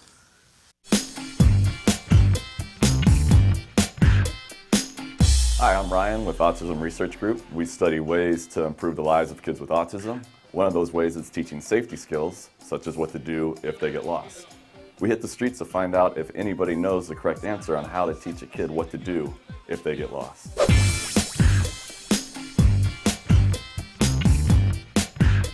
You're teaching the child what to do if they get lost. Yeah, you're trying to make them independent so they have the skills. Gotcha. Okay. Well, give them a compass. Code name's good idea. Centurion. We always have this whistle. I'd also tell the kid, don't get scared. You're gonna be all right, man. This is just the world. This is planet Earth. You're at home here. As long as you're on planet Earth, you're at home. As long as you're on planet Earth, you're home. This guy's a genius. With that flawless logic, he just solved our homeless problem. And as for the unique sounding whistle, although very cool, it'll probably only work if you're in close proximity. And a compass? I have her call me. Yeah, she doesn't have a phone. Parents are like, you're too young, you don't need a phone. Establish some sort of meeting place. What if they can't find a meeting place? Because sometimes the kids get nervous when they get lost. Yeah. So like a backup plan, plan B. Yeah, I don't know. No, not really. Let them go and find a new kid or something. Yeah, I got a different one. Yeah. There's not much you can do. There is stuff you can do. That's right, there is stuff you can do. In 2012, myself, along with my colleagues, Dr. Jonathan Tarbox and Dr. Adele Nadowski, published a study in the Journal of Applied Behavior Analysis on teaching kids what to do when they get lost. The study demonstrated how 3 simple things, rules, role-playing, and praise, were effective in establishing these help-seeking behaviors. The benefit of this method is it doesn't require the child to have a cell phone or to have to locate a meeting place, which might be difficult if they're in a place like Disneyland. So once again, our method included rules, role-playing, and praise. Let's head back outside and learn about some of these rules. They should yell out loud. Can't find my mom, help me. Maybe yell out and scream for help. All right, scream really loud. Correct. And if that doesn't work, then? I don't know. Well, they could seek help from someone. Find an adult. Yeah, go to a vendor, and say I'm lost. Find an adult, like a police officer or a fireman or an employee in the store. and tell them, and maybe they can help you contact your parent. It really is that simple. You don't need to get your kid a cell phone. You don't need to establish a meeting place that they might not be able to find when they're lost and panicking. And you definitely don't need to give them a compass. All your kid has to do is 3 things. First, yell mom or dad real loud. 2, if that doesn't work, find an employee. And then 3rd, tell the employee they're lost. If they can't locate an employee, then tell them to find a mother with children, because that's probably the safest person to approach. I'm not saying that most men are predators, but most predators are men. That is a fact. I've read it in a fortune cookie. All right, so you've gone over the rules with your kid, and you've quizzed them, and they're able to tell you the correct responses so they understand the rules. But is that enough? How do you know they're going to perform correctly in a real-world setting? You need to get out there and find out if they can actually do it. So you'd go over the rules and tell them, like, do this, do that, but how would you know if they actually knew what to do? If you wanted to shoot a basketball, and I just told you, oh, when you shoot a basketball, do this, this, and this. But never practice. You never practice, yeah, so it don't matter how many times we go over the rules or how well you can repeat them back to me. It's not going to change until you get on the court and practice. Maybe do like a, a little skit with them. Like a role play? Role play, yeah. Your child, you're lost in the toy aisle. Okay. What do you do? I'm an attendant, walking around. I'm lost, I don't know where my mom is. And then once you practice, you just like praise them, give them feedback, like, good job, you did it. Reinforcing it. Yes, this woman wins the prize for best comment. She pointed out the most important part of learning, reinforcement. Now, in our study, we used praise, but for your kid, you might have to use something else. You might have to buy them a treat, a toy, take them to their favorite restaurant where they can eat unhealthy food and run around and climb through plastic tunnels that have the unmistakable scent of urine, and then play games, spending $20 to get a plastic little spider ring that they will eventually lose in a ball pit. The point is, you need to reward your child for correctly demonstrating what you've been teaching them. Okay, I'm gonna call her. So, hello, your child, Ryan Oceans is missing. There you go. Woohoo! Yay! So you tested it out I'll in the try. store to make sure I knew it. I had the rules, Yes. we role played it, and you made sure I knew it, and then like you said, good job, and all that. Now we're good to go. We're good to go. All right. Done? High five right there. Yeah. So there you have it. Give your child the rules, get out there and practice, and reward your child for responding correctly. For more information, please visit us online at autismresearchgroup.org. I'm Ryan Bergstrom. Thanks for watching. Yes, ding, no. Yes, this woman wins the first. Yes, this woman. Yes, this woman wins the best. Yes, this woman wins the first place. Yes, this woman wins. Why can't I say woman? Yes, this woman wins. What's the line? Yes! Welcome back to Autism Live. This last weekend, we went to a wonderful, wonderful event. It was Mardi Gras for Autism, and it was done by Fullerton Cares, a really remarkable organization that is helping to raise awareness for autism and to raise funds for autism for a variety of different initiatives that they're working on that are really remarkable. And this was all started by a wonderful gentleman that we have met in the last year and just come to love, Larry Hauser. There I am with Larry at this event. And you want to talk about somebody who has a big, huge heart. Boy, Larry Hauser is an awesome autism dad. He is also the co-owner of the Bourbon Street Bar and Grill, which is a fabulous restaurant in Fullerton, California. And they used to always do this Mardi Gras that they would do in the parking lot behind a bunch of really cool restaurants. I mean, just a fabulous place to go and visit. If you're in the Fullerton area, you must go there. And then Larry's one and only child was diagnosed with autism, and he got that quick education about what needs to be done and how much needs to be done. And I'm so proud of him and to know him because he really went all in and said, I really have to be of help here. We've covered on the show before that last year for the prom, they sponsored an amazing event for individuals individuals with different disabilities where they helped them with the prom. There were makeovers. They did a whole dinner. Truly, truly amazing, life-changing kinds of things that they're doing over at Fullerton Cares. And so this was our first year going to the Mardi Gras, an amazing, amazing event.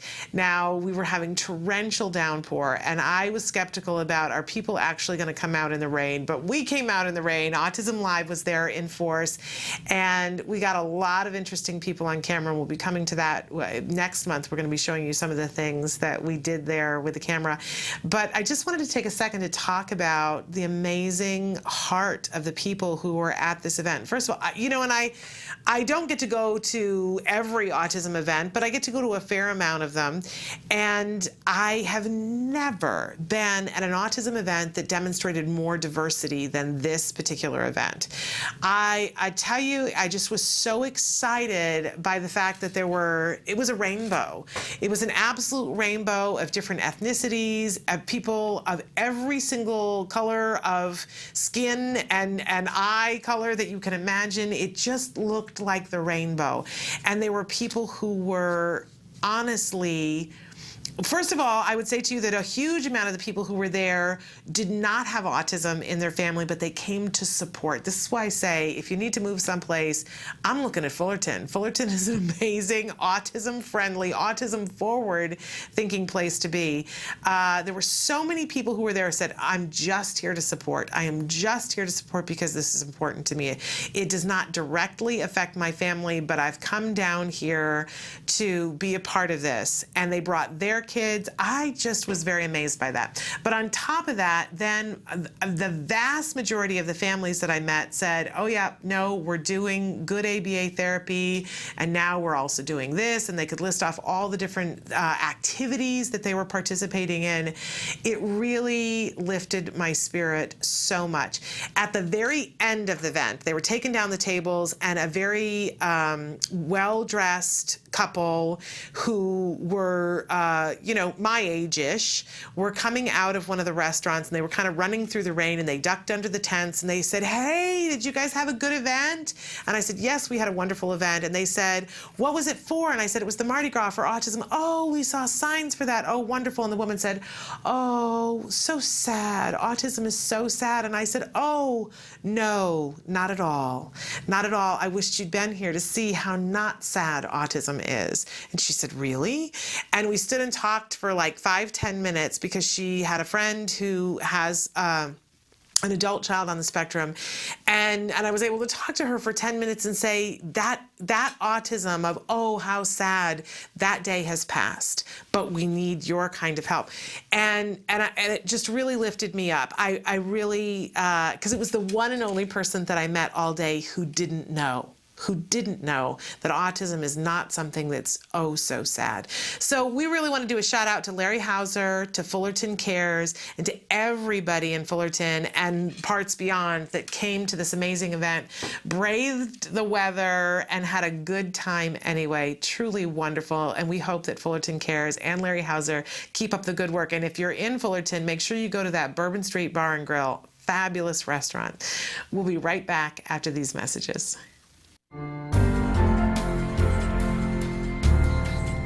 What do you think about the prevalence of autism, the rising number of prevalence, and what are your thoughts on what this world is going to be like with so many individuals on the autism spectrum? I think a lot of the increase is just increased detection on the milder spectrum, but I think there is some severe autism that's increased. Older parents having children would be one factor. You know, lack of vitamins, like B vitamins prior to pregnancy, chemical insults, taking prescription drugs in the first trimester. There's a whole lot of little insults like this that can interact with susceptible genetics. I work in a technical field, and there's mild autism and Asperger's and dyslexics all over it. One of the best millwrights in the feedlot industry is severe dyslexic. He's one of the best millwrights that there is, and that builds complicated feed mills. And the thing that worries me is they've taken so many of the hands-on classes out of the school: cooking, sewing, woodworking, metalworking, auto shop. There's a lot of kids that are kind of different. They make great mechanics, and we have a shortage of mechanics right now. We have a shortage of engineers. I'm getting concerned that there's some smart kids that are kind of different, kind of getting a handicap label. Now, where the diagnosis really makes a difference is later on in life with their relationships. And the wife is wondering why the husband is not very demonstrative and, you know, not very lovey-dovey and emotional. And this is where getting a diagnosis can really help their marriage, because then the wife understands. See, that's where that kind of, when it comes to relationships, that's where the diagnosis can really, really make a difference. I think one of the problems today is sort of a more social society today. You know, the kid that was a little bit not too social before, he'd be out there in the auto mechanic shop, getting along great with the shop teacher, and they got rid of that kind of stuff. You see, I'm in a weird situation where I walk back and forth between the autism world and the sort of metalworking and cattle working kind of world. And there's farmers that I know that are on the spectrum, and they're doing great in farming. So maybe it's not that they're not these kids actually do have a diagnosis then, but maybe the prevalence was there before? Well, I think on the mild end, I think the prevalence is probably there. But I think there's severe autism that has increased. There's way too much sugar in the diet. We also have an omega-3 deficient diet in this country. We're not getting enough omega-3s. I think let's go back to the alternative things, fish oil supplements, some of the B vitamins, and lots of exercise. Kids are eating way too much sugar, and kids are not just getting enough activity. You know, mother used to say to me, go outside and run the energy out of you. Well, and kids aren't doing that today, so that makes the ADHD worse.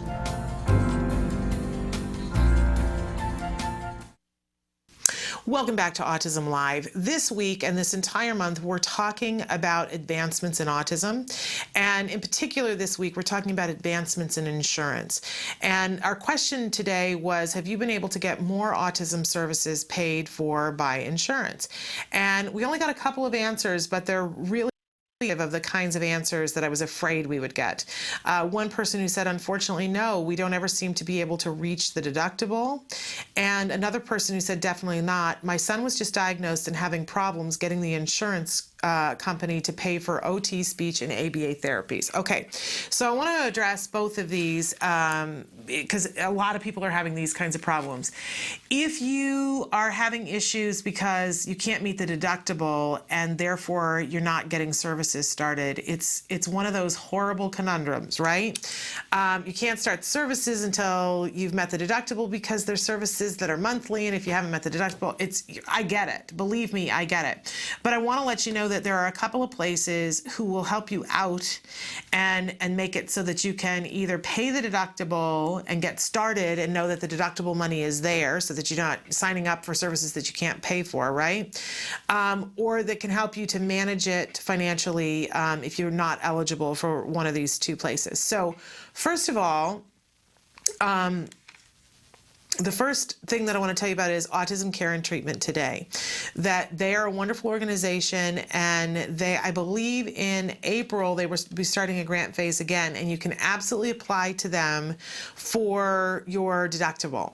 You can put in and you can get a grant up to $5,000 and say, you got to really line it out. There's a lot of paperwork to fill out, but you can say, I need this money for the deductible so that we can get this amount of services. Believe me, they get it. Nancy Alspaugh-Jackson, who will be with us tomorrow for Let's Talk Autism with Shannon and Nancy, is the executive director. Her son gets in ABA through insurance, so she knows everything that there is to know about deductibles and copays. You don't have to go into a lengthy explanation for them about what that is, but about why you're not able to do it. You definitely want to make your case because they will get a lot of requests for grants, and they only have limited funds they can't fund everybody, right? So definitely put in a grant application to act today to get that deductible. I fully understand that that's only for 1 year, but it would be 1 year of services, and sometimes you can get something really great accomplished in 1 year that can lead to something else, and there might be funding from other sources next year. In fact, the other place that I'm going to encourage you to go to is the United Healthcare Children's Fund. Now, when you go there are a bunch of criteria for different things, and I have been told that they will fund up to $5,000 for things that are medically necessary. So whether you can make the case that ABA is medically necessary for you, or you use it for other things that you've been spending your money on that it will cover, and then you have more money for your deductible. I've heard both scenarios from parents saying this is how they have used that money. Up to a $5,000 grant for that as well. And I know that for some of you, your deductible is $6,000, but $5,000 gets you significantly closer to being there. So, and then the third thing that you can do is apply for a loan for the deductible, something that you can make payments on throughout the year if that's something that you can do. One of the organizations that I am particularly fond of and that really saved my bacon in so many different ways is the Jewish Free Loan Association. And you might be thinking to yourself, well, Shannon, I'm just out of luck because I'm not Jewish. Neither am I. But I got in touch with, because we were in a circumstance where we were having to my son was having services at school that were going to be ultimately reimbursed by the school, but we first had to pay for them. And it was around $5,000 a month. So we had, at one point in our lives, sure don't now, but we had a $5,000 chunk that we kept in the bank, and we would get the bill from Center for Autism and Related Disorders. We would get the bill from them, and it would be like $4,800, right? So we would pay that, and then they would give us a paid invoice, and I would take that to the school, and I would hand it over to them, and then they would have 30 to 60 days to reimburse me. Well, then the next bill would come from card, right? And I would try to make it as fast as possible. The minute I got the invoice back, I would try to get it so that I would have it back in time to pay. Well, we eventually got into a thing where we were trying to keep the roof over our head, and we no longer had $5,000, and I didn't know what we were going to do. And somebody said, oh, you've got to go to the Jewish Free Loan Association. They lent us the money to have that $5,000 in the account, and we made payments on it that were very affordable, and there was intensive paperwork, but it was 0% interest. And they were simply lovely about it. They were just absolutely remarkable and fabulous about it, and we were able to, it took us a couple of years, but we, were able to pay that all off. And it saved us. It absolutely saved us and made it possible for us to do what we have to do. And it doesn't have to just be for therapy, and I realize that wasn't for copay, but those are exactly the kinds of things that the Jewish Free Loan Association will lend you money for. And then there is also Lend for Health. Lend with the number 4, numerical 4, excuse me, health.com. I think it's .com, it might be .org, that you can go to them and they will lend you money also. I don't know what the dollar amounts are at this point. I have heard parents who they borrowed money to be able to go to a conference, parents who've borrowed money for a deductible or for a copay, whatever it is. But as long as you take the stance that we don't have the money for the deductible, so we're not going to start the services, I think you'll find that you never will be able to start the services. And I hate saying that to you because it sounds incredibly negative, but it's really hard to overcome, right? So I hope that you'll look into at least 1 or 2 of those 4 that I just mentioned and try to get the conversation flipped to how are you going to get the deductible and the copay started so that you can feel free to start the services. Because this is a challenge, and believe me that I get it, how challenging it is, and how it wears away at your stomach lining. But there are organizations, and if you guys know of more organizations, please write in and tell me, because I like to share those with people as often as possible. Now, for the other person who says, nope, definitely not, my son was just diagnosed and having problems getting the insurance company to pay for OT, speech, and ABA therapies, this is something that we're seeing across the board, is that there is I'm going to assume, deliberate work slowage where it comes to getting services from the insurance companies. I don't know if you've ever seen or read the book, The Rainmaker. It talks about insurance companies and how sometimes they participate in things that help them to save money. And in the book and in the movie, it talks about how they will deliberately stamp, not all insurance companies by any stretch of the imagination, but that some insurance companies will deliberately stamp things denied on the off chance that it just takes, even if it takes people a month longer to write back and say, you can't deny this, it's in my policy, that's a month that they saved on those services. That's really dirty and underhanded, and I would like to think that a lot of insurance companies aren't doing that. And that they're just having trouble keeping up with their paperwork. I don't know. I can't know. None of us can. But there are ways to fight it. There are absolutely ways to fight it. And one of the things that I always tell you is, you know, OT and speech are great services and we want to get them for our kids, but a lot of times your school will pay for that. And that's a much easier thing if your child is school age or over the age of 3 in the United States. Ask the school to just get that started. And they're just all too happy to give you that because they have that available. And they feel like it calms us down and that it makes them look like the good guy. So talk to them about that. But for the ABA therapies, find your ABA provider and go to them and say, fight my insurance company. And then, you know, do nice things for the ABA people, call them up and say, you're doing a great job, you're so heroic, it's fabulous, because they're fighting the good fight for you, but put it in their hands. They know how to fight it. They know what they're doing. It's going to be faster. You got to monitor it, right? Because they're fighting it for hundreds of other people as well, and you want to stay, you know, I'm not saying bribe them. You don't need to bribe your ABA provider, but stay on the nice side. You know what they say about honey and vinegar? You catch more flies with honey than you do with vinegar. And your ABA provider is trying really hard. That contract department is fighting really hard for you and for other families, but they're the ones who are good at it. They know their way around that.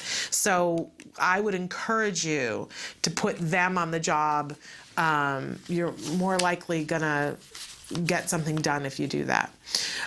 Okay, and in this way, we can get access to those things. It really tears my ticket when people aren't able to use the insurance coverage that's there because of the different hurdles that they put in front of families. I want to help you to get over those hurdles to the promised land, as they say. That's what we all need to be focusing on. So if I can help you to do that, please give a shout out. Even if it's just to say to you, you're doing an awesome job, keep doing it, right? Because some days you feel like, that's it, I'm done, I can't do anymore. And you need a cheerleader, I'll be happy to be your cheerleader for you. Okay, we are going to take a break, and then we will be back with more Autism Live after these messages.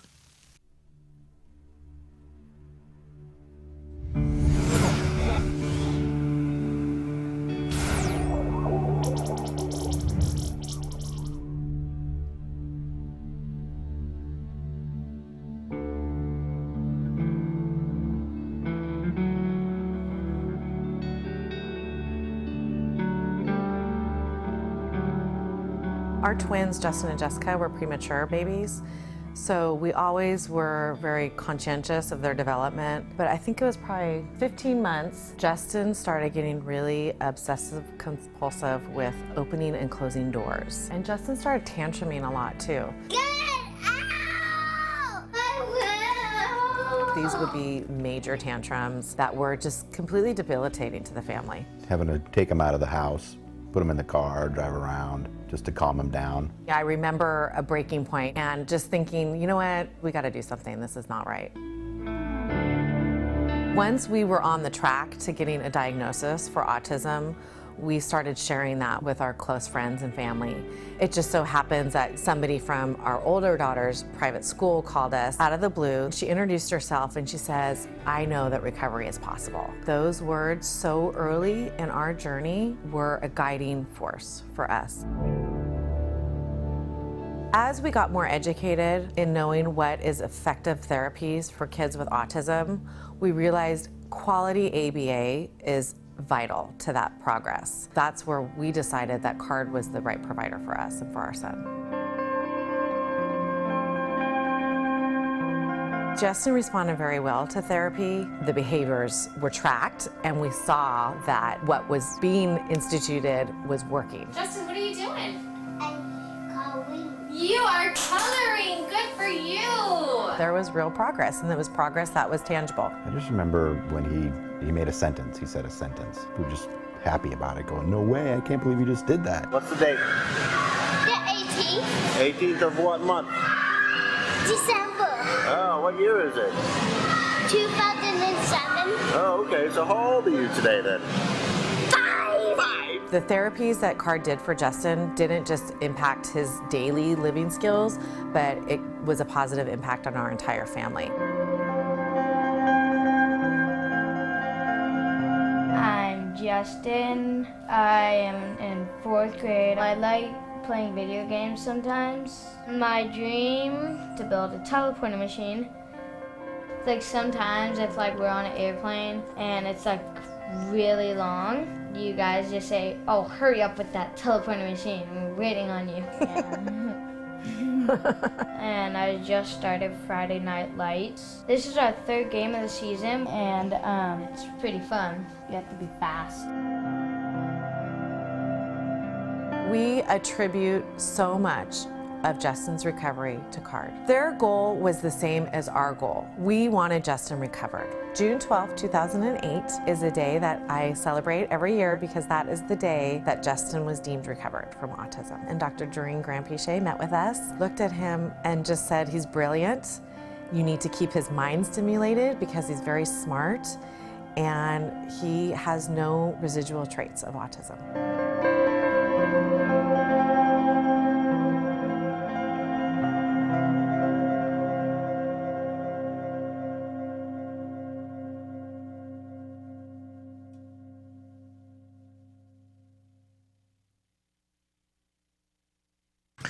Welcome back to Autism Live.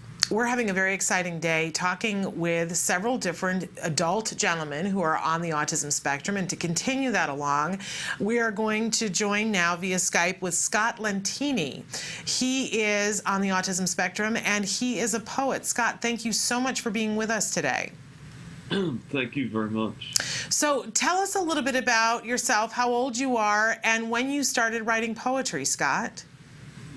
I am 26 years old, from Billerica, Massachusetts, which is like about 40 minutes north of Boston. So you've had a bit of snow this winter, haven't you? Oh yeah, like too much in February. Yeah, but you you have a wonderful blog site in which you write your poetries, and we had it up on the screen, and we're going to put it up again. But when did you decide to start writing poetry, Scott? I think over 2 years ago. And were you done with college by that point, or were you still in college? Done. And we should say you didn't go to college for poetry or for writing. What did you major in college? Religious studies major with a biology minor. Which are two interesting subjects to do together. I find that fascinating. But so what convinced you to write your first poem? Well, at that point, I wasn't didn't really have as active of a workload as I should have at that point, and then also in part there were not too many poems and/or songs written about autism, for one thing. Yeah. And your poems have gotten a lot of attention from a lot of different people. A lot of big name stars and advocates have looked at your poems and said, these are really remarkable. I have to say, you have a beautiful, beautiful voice for poetry. And so who's the most exciting person for you that has looked at your poems? Well, I think in the autism world, certainly people like Susan Senator, Stephen Shore, Claire Lazubnik, and a young animator named Danny Bowman. Yeah. We've had Claire and Danny on the show. I'm so glad that you've connected with Danny. because she's a wonderful artist. I can see you guys doing something together. It's really remarkable. So we want to tell people that they can find your poems at Scott Lentine, but it's spelled Lentine.wordpress.com. Yep. We're going to take a break, and when we come back, I'm going to ask Scott if I can read a little bit of this poem that he's got up on his site right now about fall and autism, and we're going to talk a little bit about the work that Scott is doing right now. So stick with us.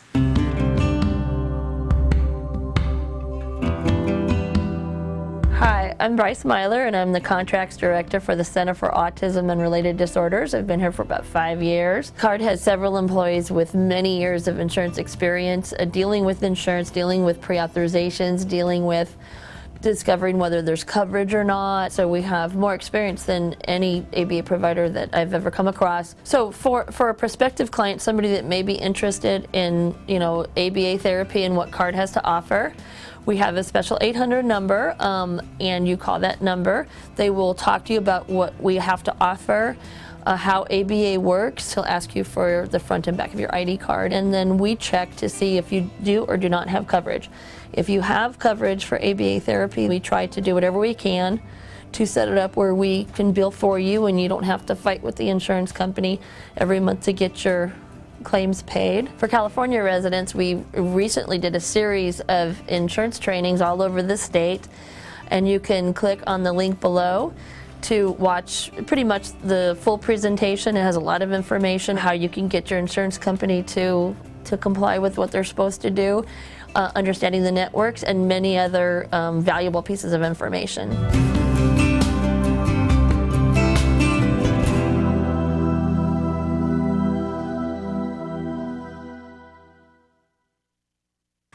Welcome back to Autism Live. Via Skype right now, we have Scott Lentine with us. He is a young man in his 20s on the autism spectrum, and he has been writing some really remarkable poetry.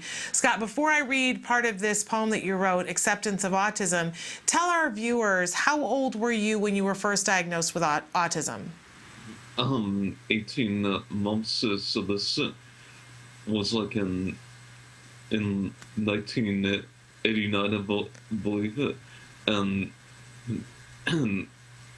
at that time it was considered PDD NOS at the time. And then later on, did they say autism or Asperger's, or if you were PDD NOS at that point, what were you considered later on? I think high functioning autism and or Asperger's, depend on who you talk to. Yeah. It really is a depending on who you talk to. But you, as we were saying before, went to college, majored in religious studies and biology, and you are working right now as an intern advocating for autism rights, correct? Yep. I think that's remarkable. But you are also a poet, and that's one of the reasons why we wanted to talk to you today. People can find your poems at Scott Lentine. It's spelled ScottLentine.wordpress.com. On that site right now, you have a beautiful poem called Acceptance of Autism, and Scott said during the break that it was okay for me to read it. So Acceptance of Autism, wanting to be free, wanting to be me, trying to make people see and accept the real me. Some people think my voice is too loud and that my mannerisms strike them as being odd. This perception of me by others keeps me feeling blue, but there are plenty of struggles in life that I must get through. I am determined to show my critics my true personality, hoping that people move away from their narrow-minded mentalities. I want them to know that I am a bright young man who is willing to take on as many challenges in life as I can. I want to make new friends and create a new start. I like to develop new relationships with an open heart. I hope to be accepted for the person that I am so people can understand a true autistic man. It's really remarkable, Scott. It's going to make me cry. It's just absolutely beautiful.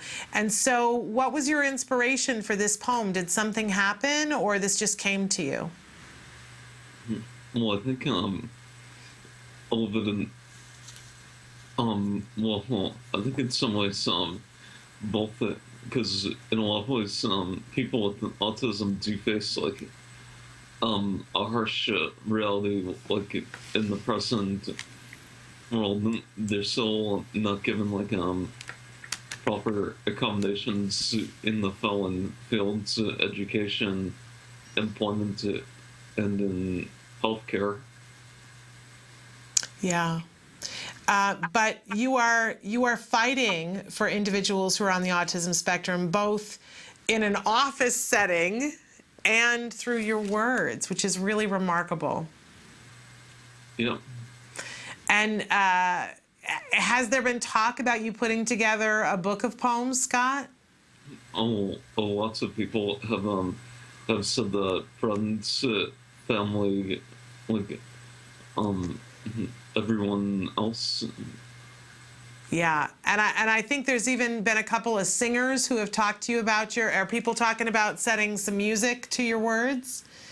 Yeah, I think well, people that I've gotten responses from, I think musically at least, were the folk singer Tom Rush, also John Sebastian of the Lovin' Spoonful, as well as I think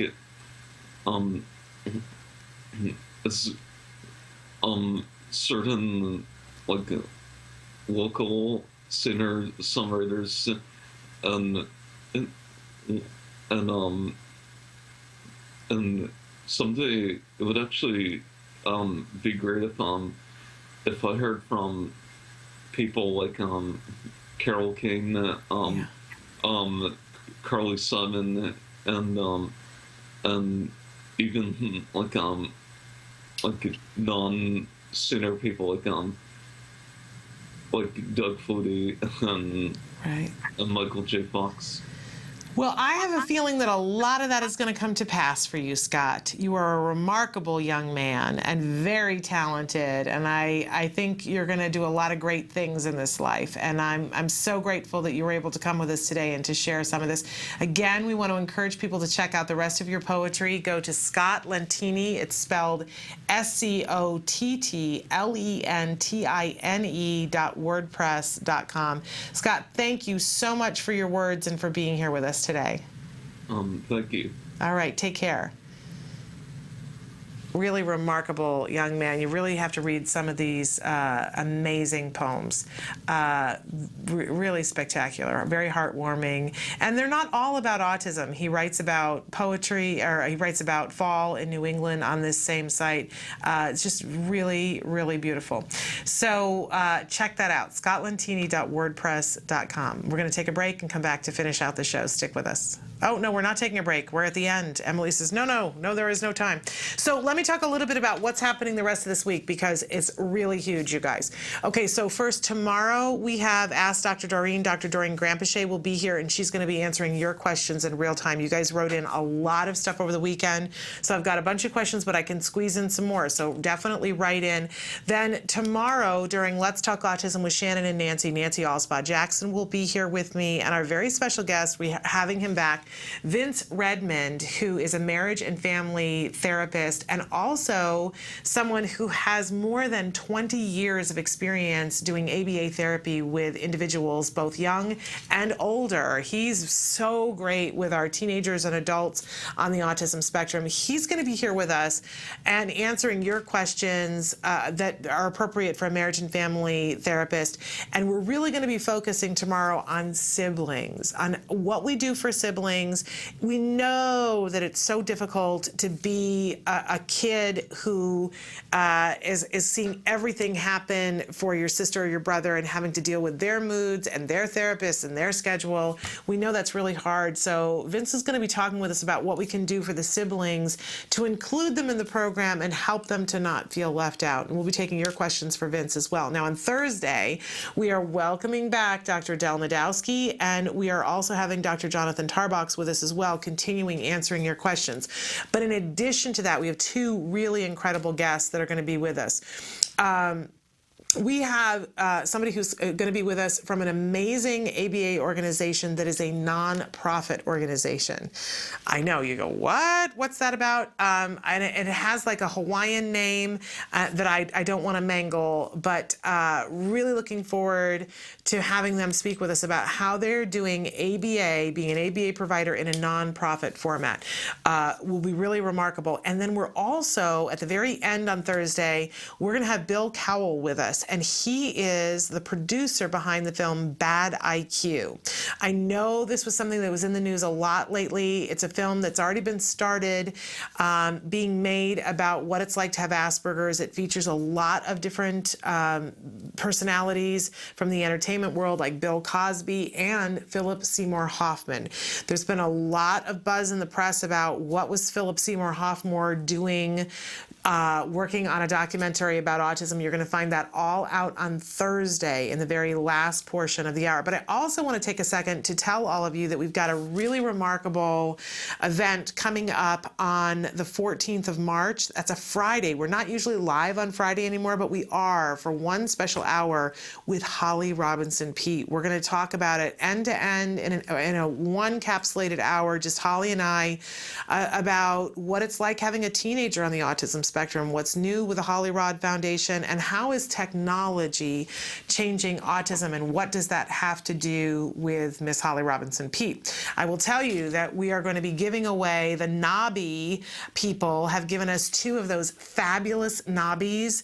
They are tablets, but they are specifically designed for kids with a bumper that's virtually indestructible and that comes loaded with amazing programs that are great for any kid, but particularly great for our kids on the autism spectrum. So Holly's going to be here on that Friday. You want to set your timers for that so that you tune in for that. And we're going to be giving away two Nobbies, and you'll find out more information about that during that hour. So that is on the 14th of March. Really remarkable lineup that we have coming up. So you won't want to miss any of that. I want to say, as we're out of time here, privileged to be here, and thanks again to Fullerton Cares for hosting a really remarkable event on Saturday. We'll be back tomorrow with Ask Dr. Doreen. Until then, please give your kiddos a hug from me. Bye-bye for now.